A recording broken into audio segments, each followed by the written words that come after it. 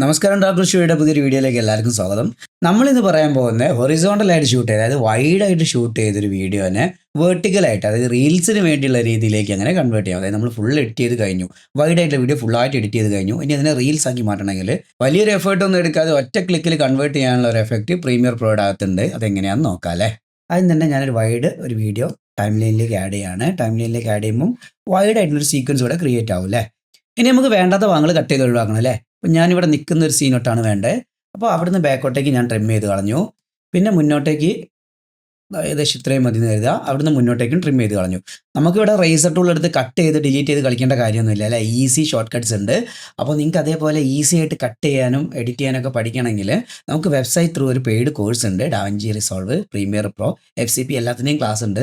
താല്പര്യം ഉണ്ടെങ്കിൽ ജോയിൻ ചെയ്യാം. കൂടുതൽ ഡീറ്റെയിൽസ് അറിയണമെങ്കിൽ ഈ കാണുന്ന വാട്സാപ്പ് നമ്പറിൽ മെസ്സേജ് അയച്ചാൽ മതി. ഇല്ലെങ്കിൽ ഡിസ്ക്രിപ്ഷനിൽ വെബ്സൈറ്റിലുള്ള ലിങ്ക് കൊടുത്തിട്ടുണ്ട്. അതിൽ കയറിയിട്ട് ഫീസ് ആൻഡ് ഡെമോ ക്ലാസ് എന്നുള്ളൊരു ഓപ്ഷൻ ഉണ്ട്. അതിൻ്റെ അകത്ത് കയറി കഴിഞ്ഞാൽ നിങ്ങൾക്ക് കാണാനും പറ്റും കേട്ടോ. ഓക്കെ, അപ്പോൾ നമുക്ക് വേണ്ട ഭാഗം സെറ്റ് ചെയ്തു അല്ലേ. ഇനി നമുക്ക് എന്ത് ചെയ്യണം, ഇതിനെ വെർട്ടിക്കലായിട്ട് മാറ്റണം. പുതിയ ടൈം ലൈൻ ക്രിയേറ്റ് ചെയ്ത് മാറ്റാനൊന്നും പോകണ്ട. നമ്മുടെ ലെഫ്റ്റ് സൈഡിലെ സീക്വൻസിൻ്റെ അകത്ത് വരാം. സീക്വൻസ് എങ്ങനെ മനസ്സിലാക്കാം? ഇവിടെ ഒരു ഐക്കൺ ഉണ്ട് അല്ലേ. ഇവിടെ വീഡിയോ ഓഡിയോ ഐക്കണാണ്, പക്ഷേ ഇവിടെ ഒരു ടൈം ലൈൻ്റെ ഐക്കണാണ്. അപ്പോൾ ഇതാണ് സീക്വൻസ് എന്ന് മനസ്സിലാക്കുക. അതിൽ റൈറ്റ് ക്ലിക്ക് ചെയ്യുക. എന്നിട്ട് താഴേക്ക് വന്നു കഴിഞ്ഞാൽ ഇവിടെ നമുക്ക് ഓട്ടോ റീഫ്രെയിം സീക്വൻസ് എന്ന് കാണാൻ പറ്റും. എന്താണ് ഓട്ടോ റീഫ്രെയിം സീക്വൻസ് എന്ന് കാണാൻ പറ്റും. അതിലൊന്ന് ക്ലിക്ക് ചെയ്ത് കഴിഞ്ഞാൽ ഇതേപോലൊരു വിൻഡോ വരും. അപ്പോൾ നമുക്കിവിടെ ആസ്പെക്ട് റേഷ്യോ മാറ്റാനുള്ള ഒരു ഓപ്ഷൻ കാണാൻ പറ്റും. ഇവിടെ സ്ക്വയർ 1:1 ആണ്. അത് മാറ്റിയിട്ട് നമുക്ക് വെർട്ടിക്കൽ എന്ന് കാണാൻ പറ്റും. വെർട്ടിക്കലിൽ 9:16 എന്ന് കാണാൻ പറ്റും. 9:16. ഓക്കെ, അത് കൊടുക്കുക. ബാക്കിയൊക്കെ ഡിഫോൾട്ടായിട്ട് തന്നെ വിടാം. എന്നിട്ട് ജസ്റ്റ് ക്രിയേറ്റ് കൊടുത്ത് നോക്കിയേ.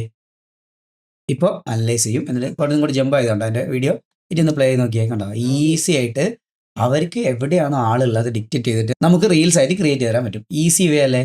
ഇനി രണ്ടാമത്തെ ഒരു ഓപ്ഷൻ നമ്മൾ ഓൾറെഡി ഇപ്പോൾ സ്റ്റാർട്ട് ചെയ്തേക്കുന്നത്. അപ്പോൾ ഇതേപോലെയല്ല, നമ്മൾ ഓൾറെഡി സ്റ്റാർട്ട് ചെയ്തേക്കുന്നത് ഇങ്ങനെ വെർട്ടിക്കലായിട്ടൊരു റീൽസാണ് നമ്മൾ ക്രിയേറ്റ് ചെയ്തേക്കുന്നത്. എന്നിട്ട് അതിലേക്കാണ് നമ്മൾ വീഡിയോ ആഡ് ചെയ്തത്.